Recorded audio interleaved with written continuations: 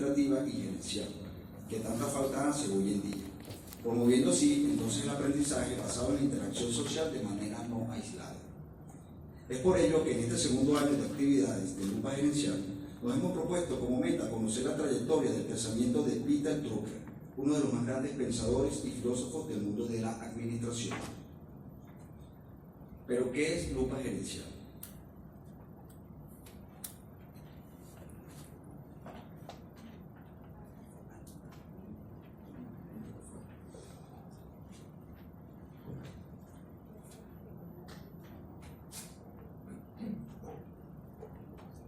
Correcto. ¿Qué es Lupa Gerencial? Es un espacio para la reflexión, acción y generación de nuevos conocimientos. En febrero de 2017 se inician las actividades de Lupa Gerencial para darle forma, estructura y organización al equipo de trabajo. Y en junio de 2017, la primera conferencia como producto de la investigación del primer autor propuesto. En esta oportunidad se habló de Frédéric Laloux, ¿no? De Frédéric Laloux, en el tema, o en su texto, Reinventando las organizaciones, donde se estudió o se abordó acerca de las nuevas lógicas organizacionales, organizaciones inspiradas en el siguiente estadio de la conciencia humana y el paradigma de las organizaciones TIC. A continuación, los voy a dejar con mi compañero Pablo Lira en función de la próxima actividad que vamos a ejecutar.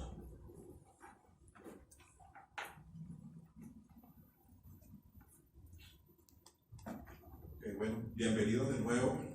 También quiero darles las gracias a varias personas que están aquí, empezando por el profesor Samuel Hurtado, del doctorado en Ciencias Sociales, un amigo nuestro también, al profesor amigo Meli Graterol, también, muchas gracias Meli.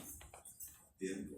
También al profesor Rafael Ramos, de la Universidad Pimentel Simón Rodríguez, a todos nuestros compañeros del MBA, se dice.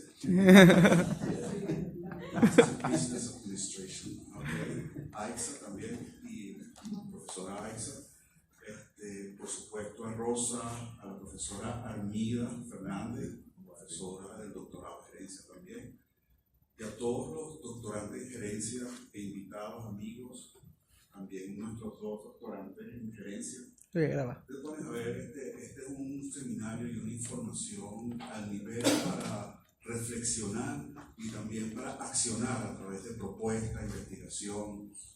Y la idea ahora es, estudiamos este autor que falta todavía como asimilarlo en Venezuela, pero también nos fuimos a la historia de la gerencia y encontrar a un personal del Hall de la Fama, no del béisbol, sino de la gerencia, como el señor Peter Drucker. Escúchenme bien, algunos lo dicen Peter Drucker, otros Peter Drucker. Vamos a ver sobre eso también. Y la idea, voy a comentar nada más de esto, porque la lámina, estas son las actividades que hacemos en Lupa, donde cada 15 días hay una conferencia sobre ese autor y tu línea de investigación del doctorado, ¿sí? Para generar un artículo o un ensayo científico. Y Lupa, con el apoyo de Smelling y a través de su libro que lo tengo por ahí, lo hace preparante. Promoción, ¿no? Promoción. 39. Wow. Dios. La gerencia Tipo efectiva. escribió curro. Okay. Es una... ¿Hay algún otro profesor Ramos tiene su libro? Sí. No importa, lo toma. En promedio, Parte, un por libro favor, cada se lo 3 días. firma. Escribió. Te lo dice. O menos. No, sí, un promedio general. No, imposible. Suponiendo que empecé que No hay no ningún otro, años. ¿no? Si quieres pase, le dices cuál es el nombre. Las nuevas realidades. Okay.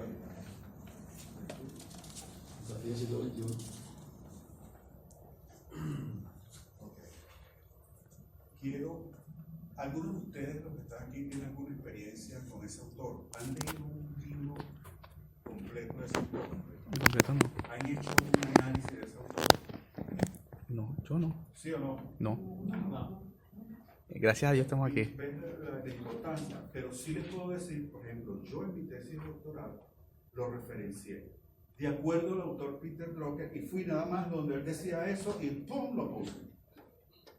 No hice un estudio de cuál era la intencionalidad del autor, en qué contexto salió ese libro. ¿Sí? ¿Por qué esos capítulos? Ese análisis del autor. Hay un señor que ha leído también, Alvin Toffler. Sí. Este es el Alvin Toffler de la gerencia. Okay. Bien, yo quisiera presentarles ahora 3 minutos nada más para que ustedes han visto la cara de Peter Drucker. Hay unos que lo veo la cara se ven así. Que no. Vamos a verlo. 3 minutos, por favor. Video. Okay.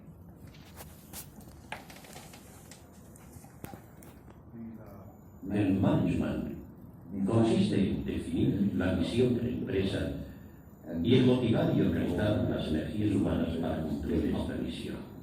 Y añadiría que definir la misión es una tarea entrepreneurial, mientras que motivar y organizar los recursos humanos forma parte del liderazgo. Ambas partes juntas componen el management.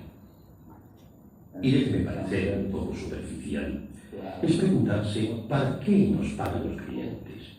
¿Qué es lo que tiene valor para el cliente? A las empresas no se les paga por lo que a ellas les guste producir, sino por lo que satisface al cliente. Este es el modo más rápido de enfocar el asunto. Sin embargo, definir la misión es un trabajo duro y pocas misiones duran eternamente. Este es el reto. ¿Cómo saber si la misión es correcta? Es lo mismo que preguntarse ¿cómo sabe el médico que el diagnóstico es correcto? El paciente se recupera, la empresa también. Comprobar el resultado es cosa de práctica, no de teoría. Y es la única manera. Se recupera el paciente, van bien las cosas en la empresa, gana participación en el mercado, mantiene su posición de liderazgo. Estos son test empíricos, no test teóricos. Primero, la visión ha de ser lo bastante amplia e importante para poder ilusionar a la gente y atraerla durante mucho tiempo. Es decir, vamos a ganar dinero para el jefe, no es bastante. Ha de haber algo original, algo que marque una diferencia. Y, en segundo lugar, usted debe convencer a la gente de que cree realmente en la visión. Por ejemplo, si usted dice, nuestro compromiso es la calidad, pero la primera vez que las ventas se reducen en un 4%, usted baja la calidad. Así no va a motivar a la gente. Ellos se darán cuenta de que usted no es consecuente. Pero si quienes están en la alta dirección demuestran con sus acciones que creen en lo que dicen, entonces sí conseguirán motivar a su gente, porque la gente quiere creer en algo real. Por eso, usted debe repetir la visión constantemente, una y otra vez, hasta que se convierta casi en una reacción, en una torre. Estoy en un simposio en el Banco Central de Venezuela. Comportamiento espontáneo. Esta es una de las tareas que quiere estar en la cumbre, y no es el hacer discursos ni el tener carisma, es actuar.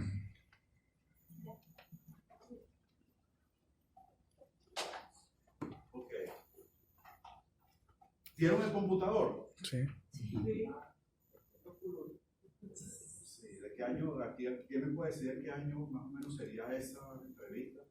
90. 89. ¿Sí? ¿Vieron el concepto de gerencia, la misión? ¿Cuándo sabemos que la misión es la correcta? ¿Sí? Sabemos que el paciente está mejorando. Estoy de acuerdo con Lisbeth. La gerencia es un arte, es un oficio, y se sirve de la ciencia.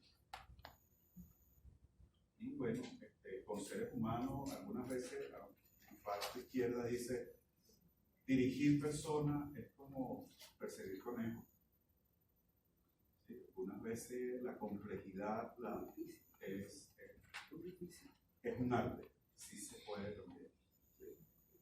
Muy probablemente no es eso de trata al otro como quisieran tratarte a ti. Trata al otro como quisieran que a ellos lo trataran. Porque la idea es cuando tú logras conexión con nosotros, cuando tú logras eso que se llama empatía, o sea, hay confianza. Cuando hay confianza, tú das tu voluntad para que el otro pueda también decidir y conducir a todo el equipo hacia el bien común, hacia los objetivos de la empresa, los objetivos del equipo, los objetivos del grupo, ¿sí? Entonces vamos a hacer algo. Vamos ahorita, yo tengo las 11:10. Ay. 11:20, aquí de nuevo. Vamos a un refrigerio y vamos a escuchar en el tiempo que está estipulada la presentación a nuestro compañero Vladimir García. ¿Estamos de acuerdo? Entonces vamos al refrigerio. ¿Saben algo? Les voy a pedir un favorcito nada más.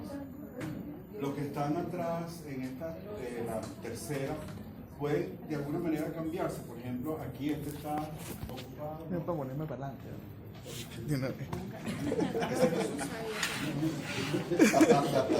Por favor, aquí sí, para que nos veamos más, para efecto de la fotografía, de la, ¿cómo se llama? La cobertura de comunicación. Exacto. Ya entendimos. Falta uno aquí. Mira, falta uno por aquí, por favor. Mira, aquí falta una, dos, Listo. y ya tres. Videos. Se mueve. Eduardo Vladimir García es economista egresado de la Universidad Central de Venezuela, con estudios de maestría en gerencia empresarial de la UCB. En la actualidad es estudiante cursante del doctorado en gerencia de la misma universidad. Egresado del diplomado en docencia universitaria en la Universidad Pedagógica Experimental del Libertador UPL. Se desempeña como economista investigador en la gerencia de estadísticas económicas del Banco Central de Venezuela. Es integrante de la región universitaria de la Universidad Central de Venezuela. Asimismo, concluyó estudios de música de cámara en la Asociación Académica Escola Cantorum de Caracas. Con ustedes, Vladimir García.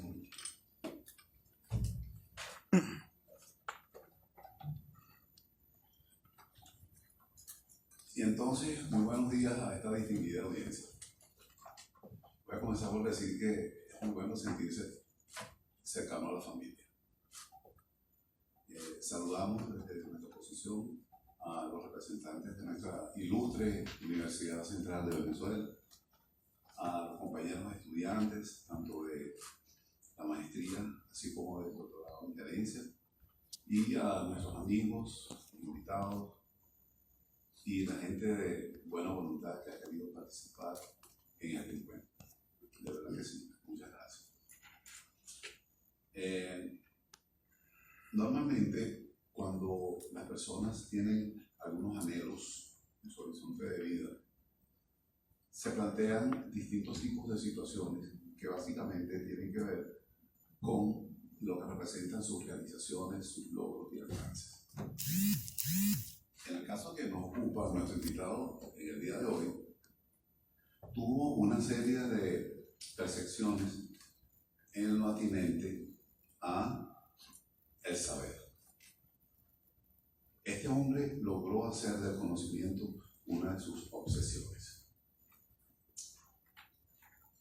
En Lupa Gerencial habíamos estado conversando sobre la posibilidad real de analizar la obra de este distinguido caballero, conocido según la pronunciación inglesa como Peter Drucker, y llegamos a la conclusión que era importante conocer no solo lo atinente a su obra en materia de administración y de gerencia, sino lo que tenía que ver a Peter Drucker como hombre, como individuo, como persona que también se equivoca, como persona que también soñaba, como persona que tenía sus debilidades y sus fortalezas.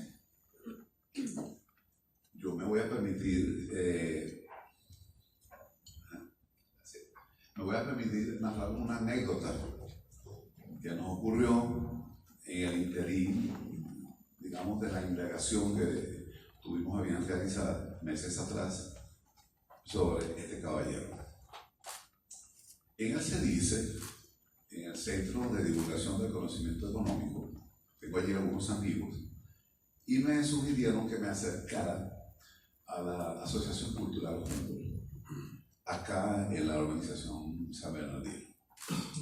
Ellos allí se dedican a dictar cursos de alemán, de gastronomía sajona, y también tienen que ver con la actividad de la administración. Bueno, un lunes bancario, yo decido trasladarme hasta la Asociación Cultural Humboldt y me dirijo a la biblioteca. Allí tuve la oportunidad y el privilegio que me atendiera la señora Gertrudes Müller. Se trata de una alemana inmensa, de casi 2 metros de altura, con unos ojos casi que de gato impresionantes. Bueno, yo me presento, mire, yo vengo por acá, estamos a la búsqueda de cierta información sobre este distinguido personaje. Y entonces yo le digo, necesitamos todos los aspectos biográficos del consultor Peter Drucker. Lo primero que hizo fue pegar los ojos que parecían 2 reflectores. ¿Cómo es posible que tú vienes del Banco Central, consultor, y quieren indagar mucho sobre este señor? Tienen que comenzar por decir las cosas como son y llamarlo como debe ser. Digo, señora Gertrude, ¿y cómo debo decirlo? Tú tienes que decir Peter Drucker. ¿Cómo es eso? Sí, así. Peter Drucker. Desde el tiempo que uno conoce estas manifestaciones, uno dice Peter Drucker, quizás por la influencia de los Estados Unidos y las escuelas de gerencia que lo han trabajado, lo han estudiado. Entonces llega y me dice, en Venezuela ustedes dicen yuca. Ajá, sí, decimos yuca, el tubérculo. Quita la Y y escribe DR. Y pronuncias. Y digo, Drucker. Así es como tienes que decir. Truca. No vuelvas a decir Drucker, porque si alguna vez vas a Viena o Alemania, te van a arrugar la cara. Entonces yo insisto y digo, bueno, entonces es Peter Drucker. Te falta el nombre. Bueno, ¿y cómo es el nombre? Tienes que decir Peter. Pita. Británica, British. En ese momento la señora, en un acto, si se quiere, docente, pedagógico, me explicó lo siguiente.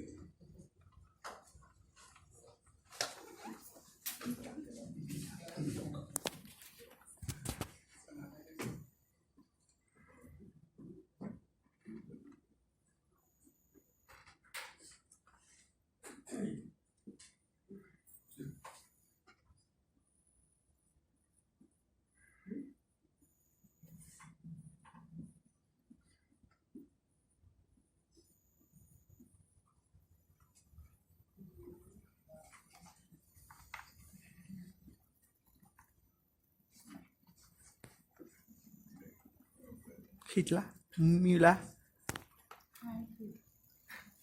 Se puse Hitler, Müller. Voy a ver, no me acuerdo cómo era.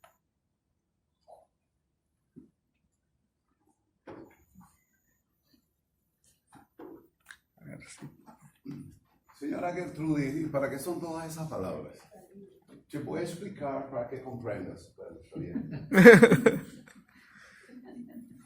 En Venezuela, dice la señora Gertrude, ustedes dicen Hitler. Es Hitler. Pues no es Hitler, se dice Hitler. Hitler. Porque la E con la R Es en alemán. en alemán Es A. suena como A. Suena como A. Entonces ustedes deben decir en lo sucesivo Hitler. Hitler. Y como digo aquí, tienes que decir Müller. Müller. Acá uno dice Wagner. La Es sopa Wagner. de Wagner. Y resulta ser que no es Wagner. Wagner. Wagner. Dice Wagner. Wagner. Okay. Aquí ese famoso sociólogo, profesor Hurtado, Weber.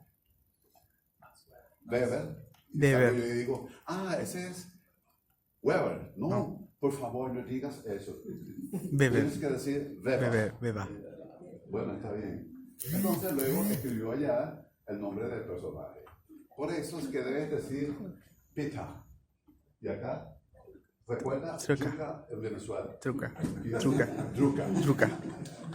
Bueno, no me quedó otra opción que agradecer toda la ilustración que la señora Gertrudis hizo por su explicación, bueno, más didáctica, imposible.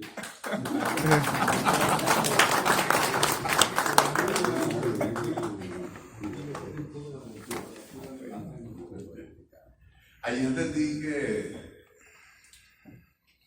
hay que llamar las cosas, y en este caso los personajes, al doctor Truca como le corresponde. Bueno, le expresé mi gratitud a la señora Gertrudis y ella dijo, cualquier cosa que necesitas, tú vienes aquí, si tenemos, se lo agradezco. Entonces, Peter Truca.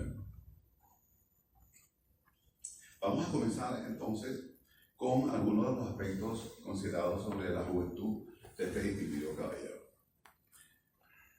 En el otoño del año 1919, la señora Caroline Smith parió un niño el 19 de noviembre, al cual llamaron Peter Ferdinand Drucker.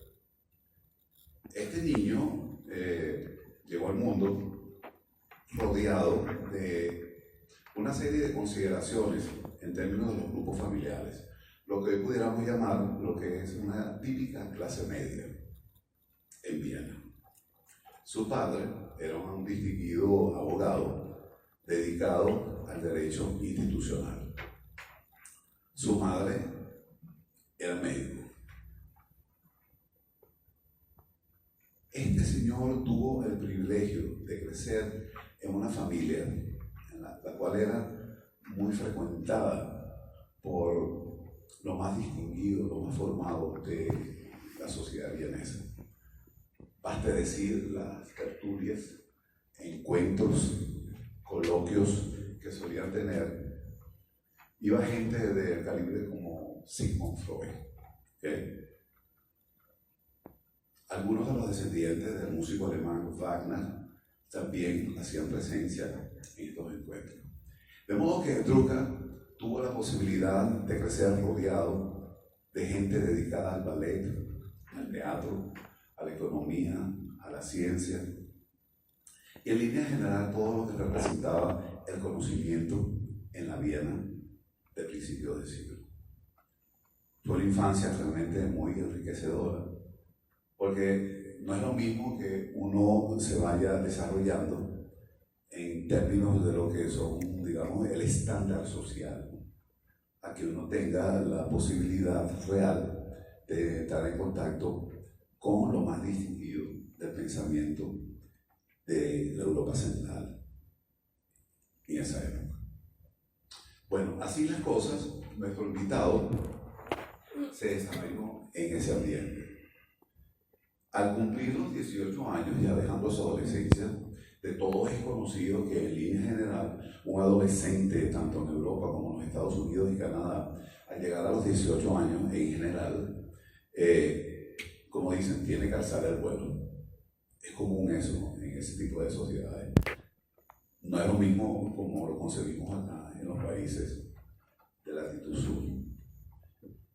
Bueno, y fiel a la costumbre europea, él decide irse a estudiar a la ciudad de Hamburgo, cruza la frontera y se le presentan algunos trastornos, ¿no?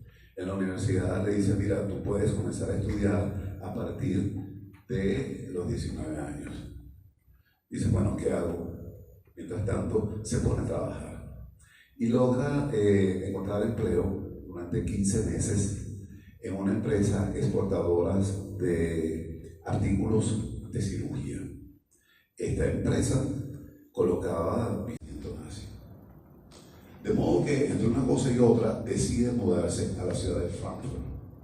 En Frankfurt, el sentido de ciudad más universal logra establecer una serie de redes amistosas donde le va a dar rienda suelta a sus pensamientos. Y entonces decide hacer un posgrado. Dice, bueno, yo tengo mi formación como abogado institucionalista y hace un doctorado en la Universidad John Goethe de Frankfurt y obtiene su grado de doctor en Relaciones Internacionales. Una vez que obtiene su doctorado, pasa a formar parte de la Liga de los Pensantes. ¿Qué es esto de la Liga de los Pensantes? Era una asociación de estudiantes universitarios egresados de sus estudios de posgrado, y ellos se planteaban redimir al mundo alemán. Drucker tiene una participación definitiva allí, y entonces reedita el libro que antes habían prohibido. Cuando logra realizar la segunda o tercera edición, nuestro personaje lo llaman a capítulo, ya la policía política alemana. Y bueno, recibe una orden de arresto. Esto hace que Peter Drucker tenga que abandonar a Alemania de manera intempestiva. Una orden de arresto, lo estaban buscando y no era para felicitarlo precisamente, porque se enteraron de sus andanzas en la ciudad de Hamburgo. Usted podrá ser doctor, usted podrá ser abogado, pero está transgrediendo las normas de la institucionalidad actual, es decir, lo que ya venía siendo el nazismo para la época.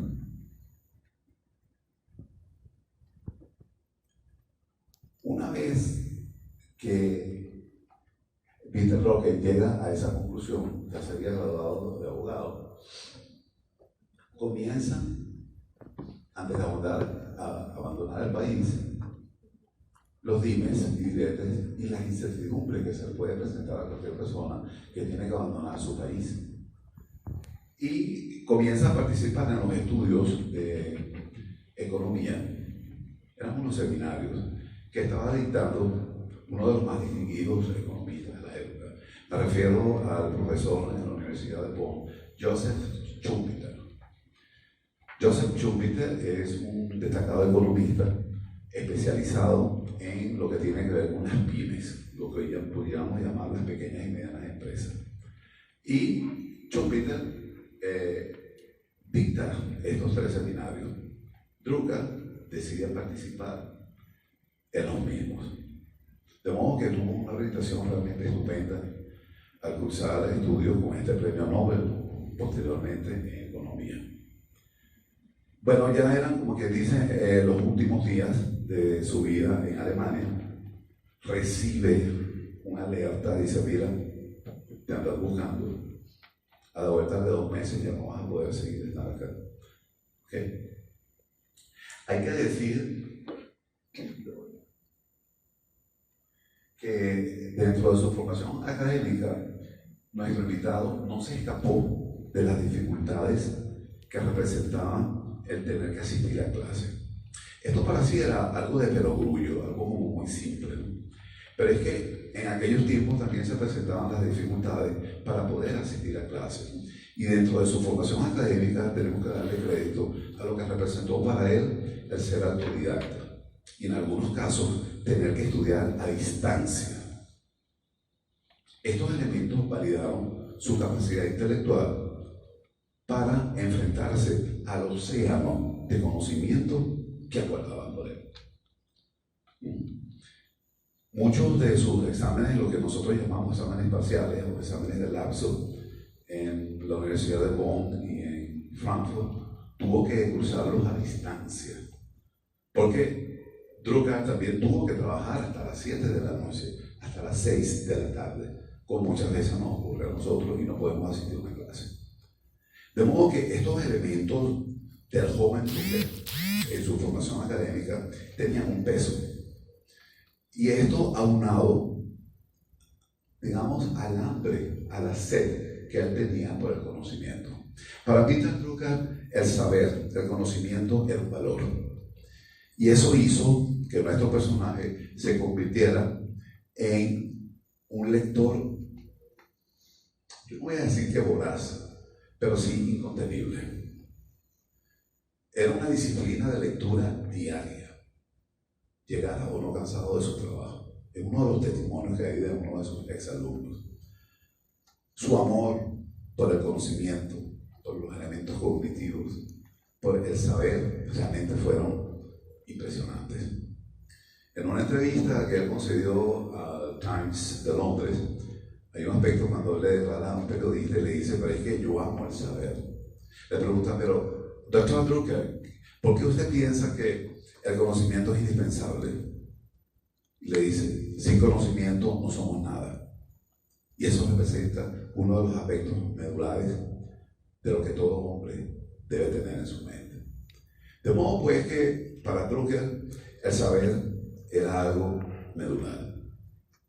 Hay un aspecto también, esto está citado en el diario parisino Le Monde, donde él declara que la vida de un hombre, el horizonte de una persona, alcanza hasta donde llega su vocabulario. El periodista le repregunta y dice, pero ¿por qué eso? En virtud de que, bueno, en la medida que usted tenga un vocabulario mucho más amplio y tenga la posibilidad real de saber comunicarse, de saber ordenar las ideas, en esa medida su horizonte crecerá.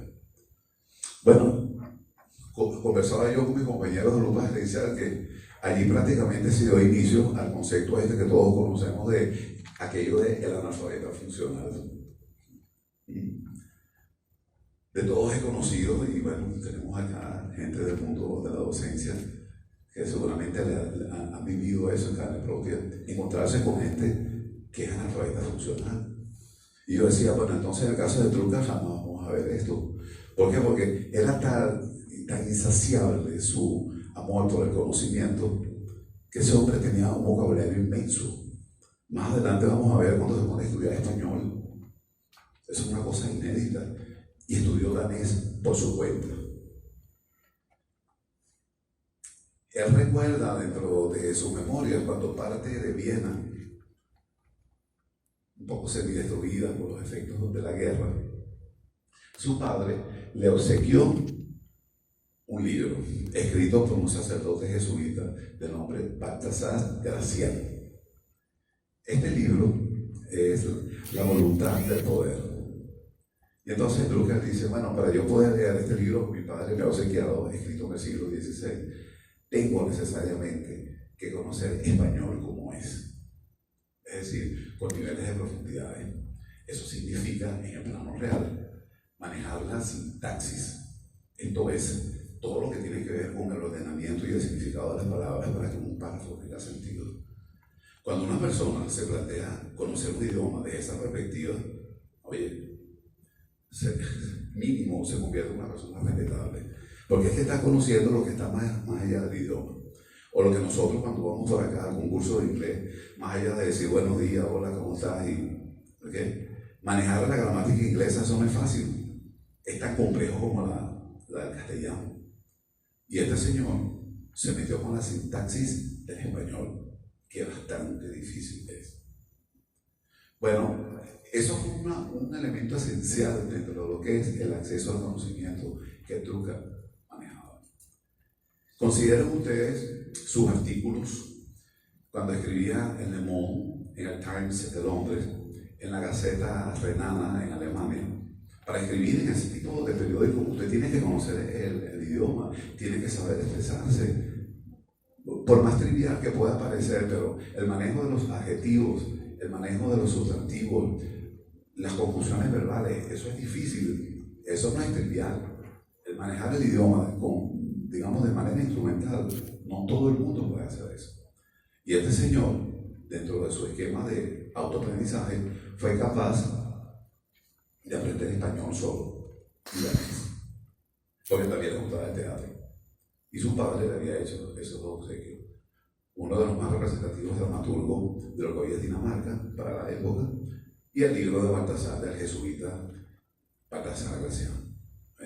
Eso es como que tú me digas, bueno, yo no hablo español y te regalo el libro de Don Quijote. Oye, si tú me estás obsequiando un libro del Quijote, para yo leer esto, tengo que aprender a hablar español y cómo es. No como creo, sino cómo es. Entonces, estos son elementos que dicen mucho del tipo de persona a la cual nos estamos enfrentando. Cómo era, cómo pensaba, cómo visualizaba su futuro.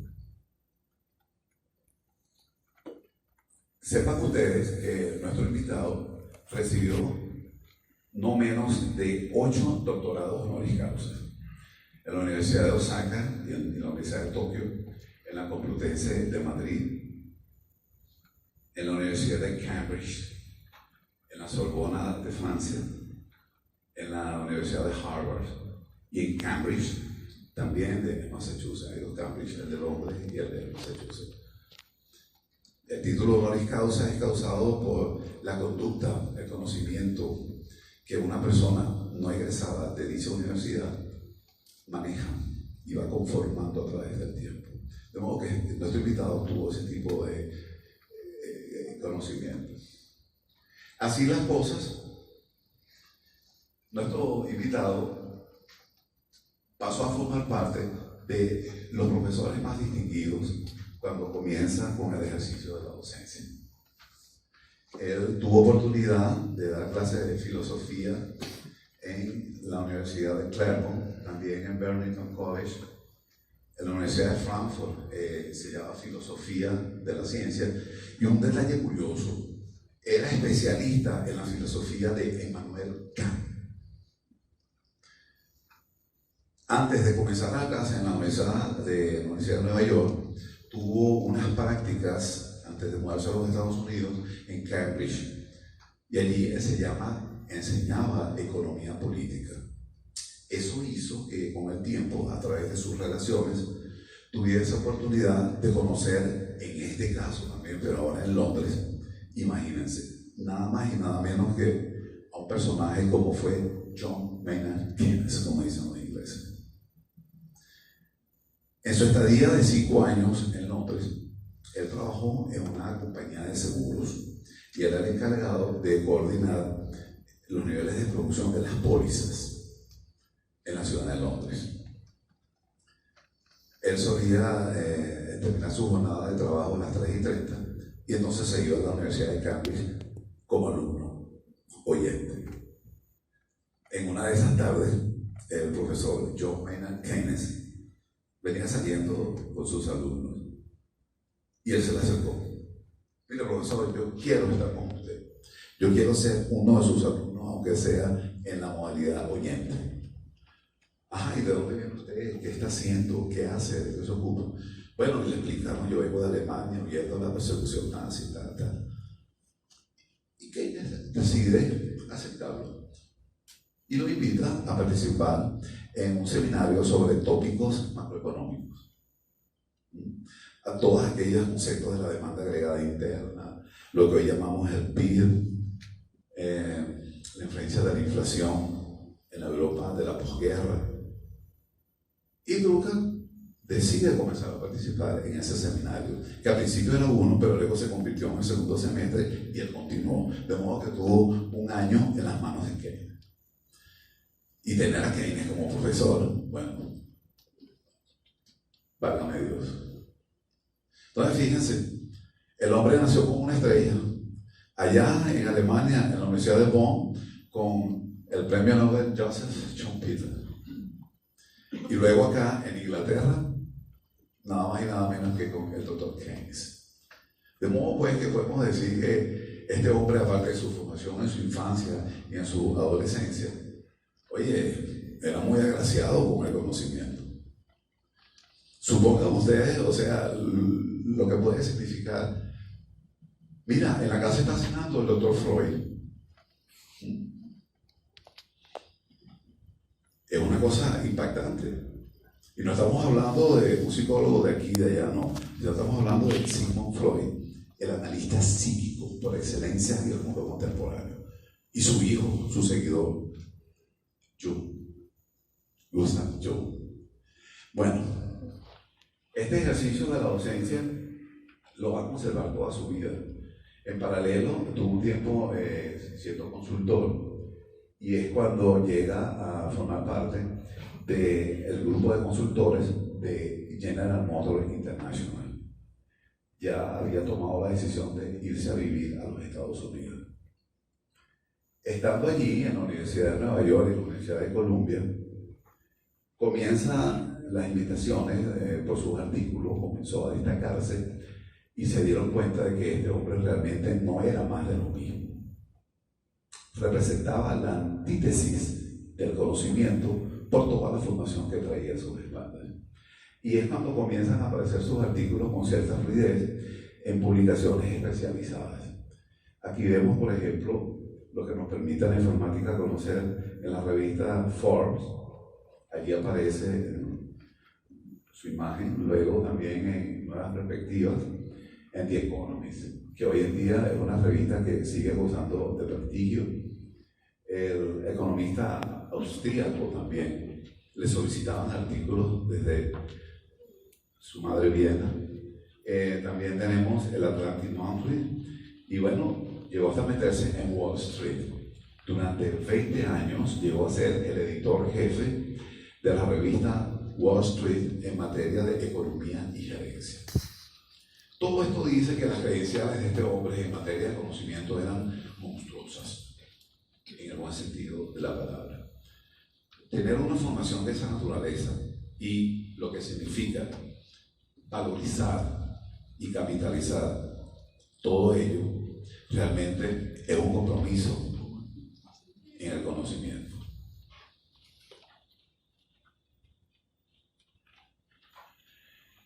Bueno, aquí arribamos algunos de los libros, de los 35, 38 libros que el doctor Drucker escribió. Y bueno, quisimos dar a conocer también que aparte de los temas de gerencia y aparte de lo que tenía que ver con economía, también escribió 2 dramas, sí, en el mundo del teatro. Él escribió una novela llamada La tentación de hacer el bien, y también dejó para la posteridad las últimas palabras posibles. La última de las palabras posibles. Lamentablemente, estas 2 obras no gozaron de la aceptación que tuvieron todos sus libros especializados en herencia. Sin embargo, la Asociación Cultural de Londres retomó estas 2 obras y en su memoria decidieron hacer el montaje de estas 2 novelas. De modo que ni tan mal le fue, porque aunque sea post-mortem, hicieron un reconocimiento de ella.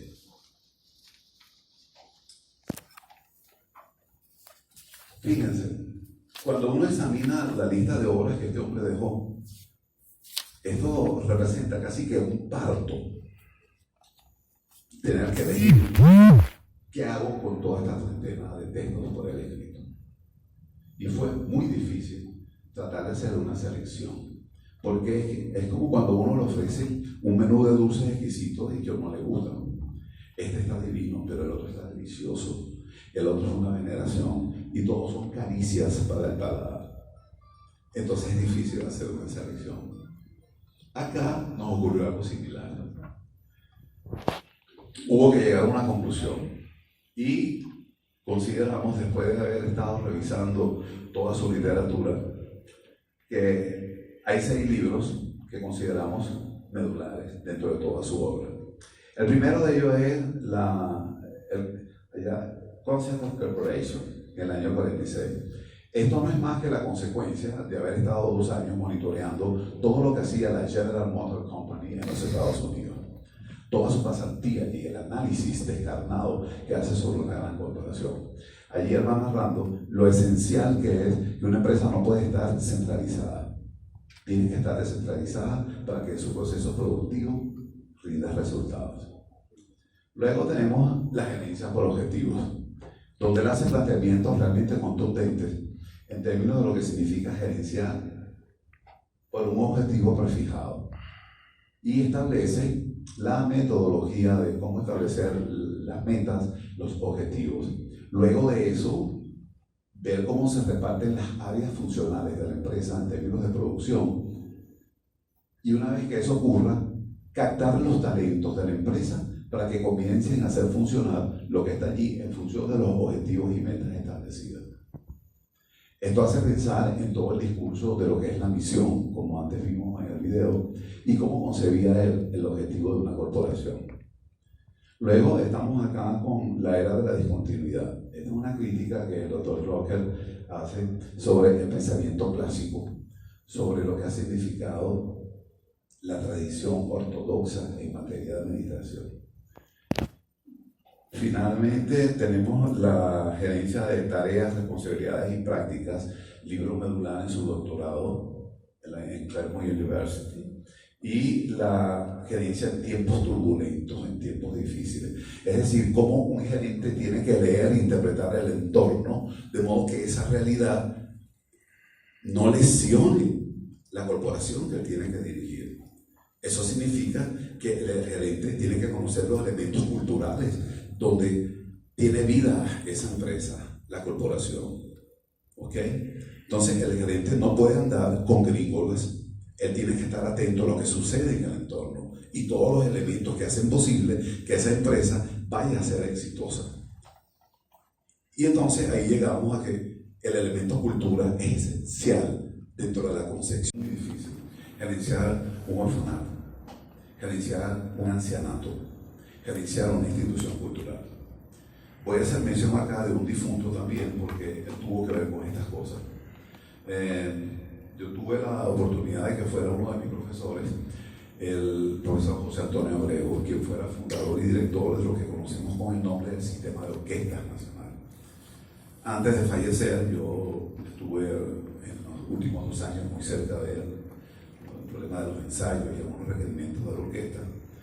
Y el profesor Abreu me hablaba de algunos elementos que los principios druckerianos han sido considerados hoy en día en Europa. El hecho de que un hombre como José Antonio Abreu haga esos planteamientos dice mucho de la influencia que Drucker dejó en el viejo continente. Entonces, gerenciar una orquesta no es cosa fácil. Pareciera trivial, bueno, vamos a preparar el concierto, aquí están los ensayos, está el cronograma y lo demás. Lo que significa que eso se llegue a un objetivo y que se lea, se entienda y que la sociedad lo acepte. Gerenciar un hospital, gerenciar un ancianato, gerenciar donde van los niños acá como dicen, el Consejo Nacional de Niños, y eso no existe. El Consejo de Protección lo establece la norma. Eso no es fácil. Y nuestro invitado incursionó en ese tipo de gerencia. Eso fue un valor agregado adicional que este hombre nos dejó. La posibilidad real, en términos de filantropía, de que mi conocimiento está al servicio de la sociedad. Bueno, hay gente que ve a Drucker como un dios. Él está allá en su Olimpo, es inalcanzable. Y nosotros desde acá, desde la universidad, desde la cátedra, desde el estudio, solo vamos a ver como el problema de la gerencia por objetivos, las estrategias, la visión y tal, todo este tipo de cosas. Y el método socrático que él solía utilizar con sus clientes. Pues miren que no. Era un hombre que también sentía, era un hombre que también se enamoraba, era un hombre que también se enojaba. Era un hombre que a veces llegaba tarde a su clase por algún percance que se le presentara. Y él practicaba ciertos hobbies. Por ejemplo, solía practicar natación 3 veces a la semana. ¿Ok? Tenía una afición tremenda por las artes plásticas, en particular en Japón, donde este hombre es considerado uno de los dioses de la gerencia del pasado, del presente y del futuro. Este es uno de los testimonios que el economista japonés Kenike Omae, el escritor, lo hemos estudiado en la facultad, el de La mente del estratega, Kenike Omae, un seguidor de Drucker. ¿Okay? Él coordina todo lo que es el sector financiero del sudeste asiático y han tomado elementos en materia de la gerencia financiera que Drucker dejó a la posteridad. Bueno, fue coautor de un tratado de arte figurativo japonés y también practicaba el montañismo con la señora Doris, su esposa, con quien obtuvo nupcias en los 5 años que estuvo viviendo en Londres. Él la había conocido a ella en Austria. Se dejaron de ver por los problemas de la guerra, las persecuciones y todo ese tipo de cosas hasta que tuvieron un reencuentro en Londres. Y ustedes saben que, bueno, cuando uno se enamora, lo que es redondo lo ve cuadrado y lo que es cuadrado puede verlo hexagonal. Bueno, Drucker no escapaba de esas cosas. Y Doris, el gran amor de su vida, menos. ¿Sí? Bueno, deciden, ¿cómo es? To get married, como dicen ellos allá, y se casó en Inglaterra. Tuvieron 4 hijos. Finalmente, estamos llegando a los aspectos no gerenciales de nuestro invitado. En lo que tiene que ver con la nacionalización, para él fue terrible tener que tomar esa decisión porque él era residente en Inglaterra y venía de Austria, su querida Viena, como él decía. Luego el tiempo que vivió en Alemania. Y hasta que toma la decisión de nacionalizarse en los Estados Unidos. Esto de la vestimenta tiene que ver un poco con su informalidad sobre cómo él concebía la gerencia, porque dependiendo de los clientes, él en su condición de consultor, así se vestía. Es una cosa un poco así como Disfraz, actor. calmática, ¿no? Bueno, yo me voy a entrevistar con fulano, me voy a meter tal y me voy a vestir hoy de negro. Pero si voy a otra empresa, voy a ir un poco más deportivo, una camisa de cuadros, una chaqueta más deportiva y tal, ¿no? Él creía en esas cosas. Y fíjense, es un elemento que a uno le llama la atención y hasta la genera sonrisa, porque uno nunca llega a pensar que estos hombres tienen esas particularidades. Ese cuarto, ese recinto que ustedes observan allí, era el cuarto de habitación de su hijo mayor, de Jim.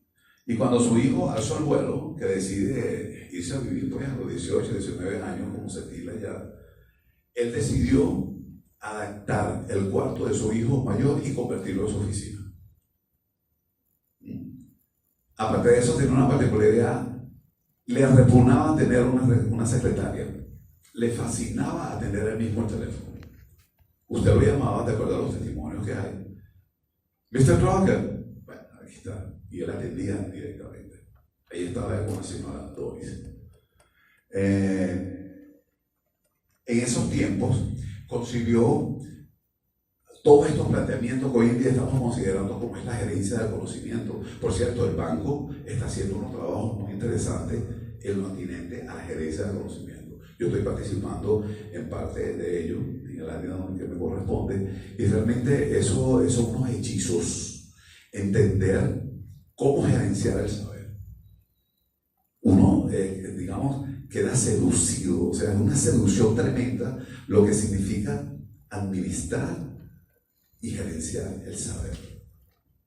Alguien decía que ya no es tan, bueno, sí es importante, pero no es lo que determina el capital, el trabajo, tierra y todas estas cosas. Todo eso está bien y eso está allí, son factores del trabajo. Pero el conocimiento ahora es esencial. Drucker comenzó en su tiempo a meterse con estas cosas también. Por esa idea del saber, del conocimiento. Bueno, aquí están los aspectos familiares. Su boda, el matrimonio, se casa con la señora Doris en Londres. Ella tuvo un rol importantísimo en la vida de este hombre. Consideran ustedes nada más y nada menos que era la editora de los textos y libros que él tuvo bien escritos. Entonces, tener una mujer así preocupada por hacer correcciones, una mujer que se ocupa de pensar, espérate, ya va, esa nota va a la prensa, cómo va este libro, cómo va el prólogo, pon el índice aquí, esto va allá, esto va acá. Oye, realmente es una ventaja inmensa tener una compañera de vida que se ocupe de ello. Sin embargo, Drucker nunca estuvo de acuerdo con una frase que se ha conocido por ahí casi que mundialmente, que detrás de cada hombre siempre hay una gran mujer. Él partía de lo contrario. Él era el principal ayudante que tenía su mujer. Fíjense que a los 60 años fue la primera mujer que en los Estados Unidos concluyó una maestría en obstetricia. Era una mujer estudiosa, era muy dada al avance, a todo lo que ello significaba. De modo que era una pareja bastante sugerente. Alguien dice que el parangón era Jean-Paul Sartre y Simone de Beauvoir en Francia. ¿Okay? Hay cosas distintas ahí, pero en términos de pareja, ¿cómo funcionaban el uno para el otro? Entonces, si tú tienes como esposa a alguien que te edita tus obras, tus artículos, y está pendiente desde los errores ortográficos hasta la concepción del arte de escribir, esto es una maravilla. Y sobre todo para trabajadores del conocimiento del arte. Ahora yo entiendo la cantidad de libros. Bueno, tuvieron 4 hijos. La cantidad de libros se ve. Y como toda pareja, bueno, viven lo que a una pareja le corresponde vivir. Y es un momento de que los muchachos tienen que irse, han estudiado, han crecido y tienen que hacer su vida. En esa habitación, en esa casa, vivían los dos. El profesor Drucker fallece a los 96 años, en el 2005, y la señora Doris, quien fue el gran amor de su vida, hay una entrevista donde ella dice, esto lo leímos en In Memoriam del Instituto Drucker en Los Ángeles, donde ella dice, se ha ido la razón de mi corazón. Y después termina y dice, es que su pecho era suficiente para darle los placeres y exquisiteces que Elisa quería. Esto lo digo a título informativo, ustedes habrán escuchado a algún pianista que vino francés por allí llamado Kleiderman, que popularizó una cancioncita, una tocata llamada Para Elisa. Bueno, eso es producto de una depresión de Beethoven y él escribió Para Elisa. Entonces la catarsia emocional se volcó en una partitura. Pero también dejó dos más, para Gertrudis y para Emma, dos grandes amores que ese hombre tuvo y nunca fue correspondido. Sí, pero eso quedó para la humanidad. Bueno, mira, aquí hay algunas de las frases, cositas célebres del doctor Drucker. Aquí tenemos, por ejemplo, hacer lo correcto siempre es más importante que hacer las cosas bien. Él era muy ético, muy moralista en sus decisiones en materia de gerencia. La mejor manera de aprender, oigan esto, es enseñar. Enseño para descubrir lo que pienso. Y cuando lo hago, organizo y preparo mi pensamiento, mis ideas. Esto es una maravilla. El doctor ¿cómo es? El Emilio, no recuerdo.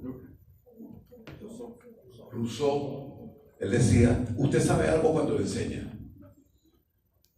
Si tú no lo sabes, no puedes enseñarlo. Yo conecté lo que decía Jean-Jacques Rousseau con esta cosa. Fíjate, enseño para descubrir lo que pienso. Y cuando pienso, me organizo, hago que preparar mis ideas.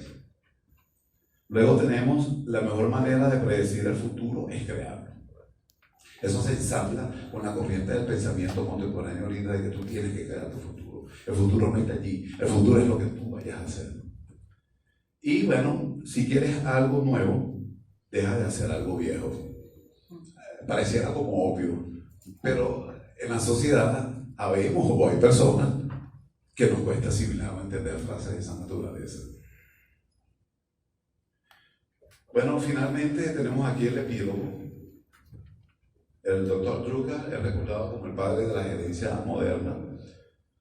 Era un docente que se realizaba en su aula de clase. Para él eso representaba el templo del conocimiento. Era donde se transformaba en un hombre feliz, dicho por él mismo. Su legado intelectual de todos ya conocido. Y en su opinión, la gerencia forma parte de lo que es una persona. Y esto tiene que ver con la gente, sus valores, su crecimiento, su estructura social, la comunidad. En una palabra, tiene que ver con la cultura. Y esto nos lleva, como explicaba mi profesor Emelín Antonio, la cultura es esencial en el estudio de la gerencia. Bueno, aquí está. Finalmente, bueno, esta frase, muy hermosa.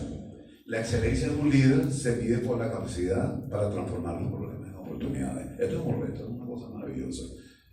La capacidad que pueda tener uno para hacer de un problema una oportunidad de crecimiento y una oportunidad de alcance de objetivo. Peter Drucker.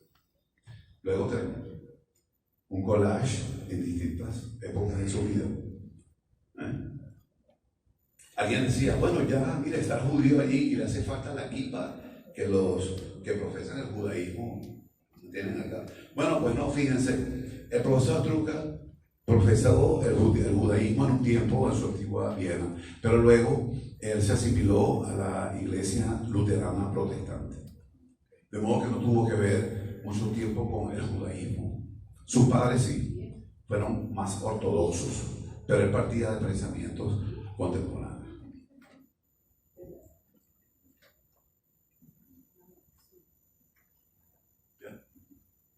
Bueno, muchas gracias por su atención. Qué bueno haber compartido con ustedes estas consideraciones.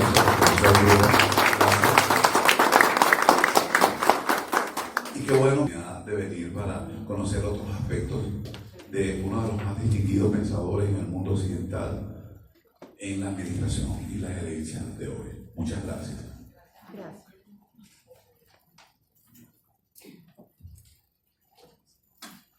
Muy agradecido, Vladimir.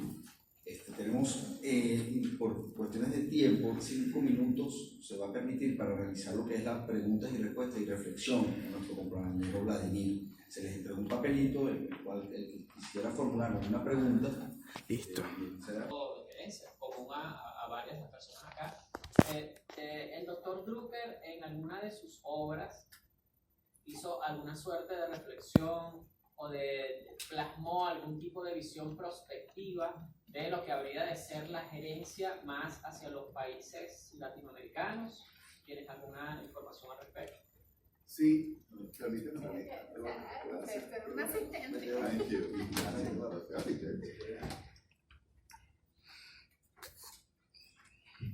Fíjate, aquí tengo la lista de las obras consultadas, ¿no?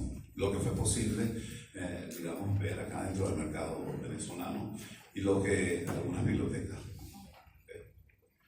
Bueno, lo que tú dices, él no hace mención directa del continente sudamericano o Latinoamérica, tampoco del continente africano. Pero en el libro considerado La sociedad postcapitalista, hay unos 2 capítulos donde él hace referencia a la perspectiva de la gerencia en el nuevo mundo. ¿Okay? Entendiendo por todo lo que son las nuevas concepciones, ideas, pensamientos que se proyectan ahí, incluyendo los postulados del profesor Michel de los estudios de prospectiva, eso en Francia ahorita está muy desarrollado. Repite el nombre del libro, por favor. Prospectivas de la administración contemporánea. Él se llama Michel Godet. Sí, claro, es uno de los padres del método prospectivo. Okay. Pero me refería al libro de la sociedad del La sociedad postcapitalista. Él no hace mención directa allí de Sudamérica, de los países, digamos, conocidos como subdesarrollados, pero sí da un paseo, a eso iba a enfocar mi pregunta. Sí. Listo, muchas gracias. ¿Alguna otra pregunta? ¿Una reflexión? Mirla Cabello, de acuerdo a usted, como estudiante del doctorado, por su exposición vemos que es un gran legado, ¿no? Pero de acuerdo a su criterio, ¿cuál es el aporte más significativo que nosotros ¿Cuál es el aporte más significativo para usted que lo tocó? Bueno, mira, me hace sentir en la toma de una decisión bastante difícil, porque este hombre dijo muchas cosas. Es como el chef que consigue varios platos y todos son deliciosos. Y te los quieres comer todos, pero tienes que comer uno y solo uno. Llevando esa idea a lo que tú me preguntas, pienso que uno de los aportes significativos y de naturaleza impactante es el concepto de el trabajador del conocimiento. Esto en la actualidad está generando muchas turbulencias dentro del modelo ortodoxo del pensamiento administrativo y ha traído consecuencias realmente tremendas. Voy a aprovechar un momentico una experiencia que hay acá en Empresas Polar con esta nueva concepción del conocimiento. Pero mi pensamiento es ese, ¿no? Yo considero que si tengo que tomar algunos de los aportes esenciales del profesor Peter Drucker, sería el trabajador del conocimiento, el aporte de las ideas, el know-how, el cómo van a hacer las cosas, el parir esa idea que haga posible que se generen cambios tanto en la mentalidad como en la estructura de la idea del trabajo. En Empresas Polar, en la actualidad se está haciendo en la unidad de estudios estratégicos unos ensayos orientados a entender la concepción de la comida en la sociedad venezolana.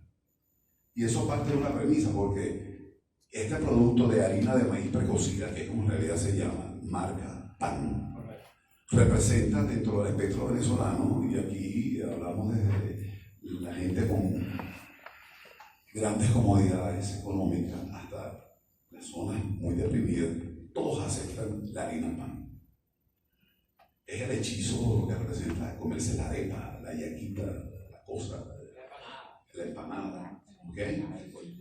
Y eso dentro de la escala de valoración alimenticia para alimentos polar ha generado una plataforma que les ha hecho reflexionar, bueno, ¿qué estamos haciendo? Estamos inundando a la gente de carbohidratos en aras de una arepa, en aras de una empanada. ¿Qué hace que estructuralmente eso sea aceptado incondicionalmente? La harina de maíz precocida. Entonces, desde la perspectiva de lo que es el conocimiento, el trabajo del conocimiento, ellos están evaluando todas las plantas que procesan harina de maíz precocida en Venezuela. Y están tomando información tanto del personal obrero, del personal medio, supervisores y los gerentes de planta. Dentro de esta perspectiva de conocer qué es lo que está pasando ahí. ¿Okay? Y esa experiencia, bueno, la conversación que tuve con la señora Leonor, que es una de las que está coordinando este estudio, ellos están tratando de discernir qué está pasando con ese producto y por qué la sociedad venezolana lo acepta indistintamente. Yo tuve la oportunidad en mi estudio de salud ocupacional de ir a la planta de Polar, la fábrica de la PAN. Y yo, bueno, lo que hice, y he estado estudiando porque es que a todo el mundo le gusta la de la PAN. Yo digo, será el tamaño del grano, o sea, aparte que la gente trabaja ahí con mucho amor. Pero a veces digo, ¿será el tamaño del grano ese punto que hace que la pan sea diferente? Es una de las cosas que he visto, ¿no? Como están haciendo tantos estudios, pudiera ser ese tamaño exacto que produce esa plasticidad al hacerla. Bueno, eso tiene que ver un poco con el procesamiento industrial y cómo el grano del maíz, la parte proteica y la molécula del ADN del cereal. Entonces, eso ha hecho pensar un poco en que es un sabor muy típico, muy característico, que cualquier paladar en Venezuela, desde los indios temones o los yupas, aceptan hoy lo que nosotros llamamos arepa. ¿Okay? Y eso, bueno, lo acepta hasta un embajador hoy en día. Entonces, Polar está viendo esas cosas, pero desde la perspectiva del conocimiento, del saber. ¿Qué hace que eso sea así? Y bueno, Cargill de Venezuela, la importadora directa acá del sector trigo y de cereales, también tiene unos estudios incipientes sobre lo que tiene que ver con los cereales. Pero están partiendo de premisas sobre la gerencia del conocimiento. Y bueno, concluyo con esto, pienso, dando una respuesta a tu pregunta, si tengo que elegir algo sobre Drucker, ese concepto es muy potente, el del trabajo de conocimiento, porque ya no es la cosa manual, ya no es la cosa de que yo sé cómo voy a encender el computador lo va a hacer todo. Es que hay aquí el pensamiento, porque de ahí van a depender las ideas, las concepciones, hacia dónde vamos.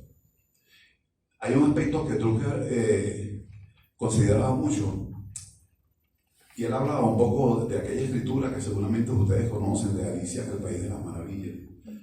Hay un pasaje en este libro donde se encuentra un señor. Entonces venía un niño y este señor se encargaba de decirle a la gente para dónde iba, hacia dónde se dirige. Mire, yo quiero ir donde está el mar. Bueno, usted para llegar al mar tiene que cruzar por aquí, allá hay un puentecito, baja tal, baja de una palmera, cruza a la izquierda y ahí está el mar. Venía otro niño. ¿Hacia dónde se dirige? Yo quiero ir donde está el río. Bueno, vea lo que va a hacer, váyase por aquí por la izquierda, va a encontrar una alameda, baja unas escaleras, tal, y le explica. El niño llega al río. Viene otro y dice, yo quiero ir donde está el lago. ¿Dónde lo usted? Yo quiero ir al lago. Y le explica. Entonces, ahora viene Alicia. ¿Hacia dónde se dirige? Le pregunta el señor. Ahí viene Alicia y dice, mire, yo no sé. No sabe. No, yo no sé para dónde quiero ir. Entonces, cualquier ruta, cualquier camino le sirve a usted. Moraleja. En la vida uno tiene que tener claro qué quiere y para dónde va. De lo contrario, vamos a ser alicios. ¿Okay? Entonces, en nuestro país muchas veces nos encontramos con millones de alicios. No en el país de la maravilla, sino en el país de otra cosa. Y eso hace que en muchas ocasiones las cosas se nos hagan tan difíciles, porque no sabemos qué queremos y no sabemos a dónde vamos. Pero yo tomo esto como una referencia válida, porque nos permite entender qué es eso. Y la premisa, la fuente de eso está en el conocimiento. Gracias.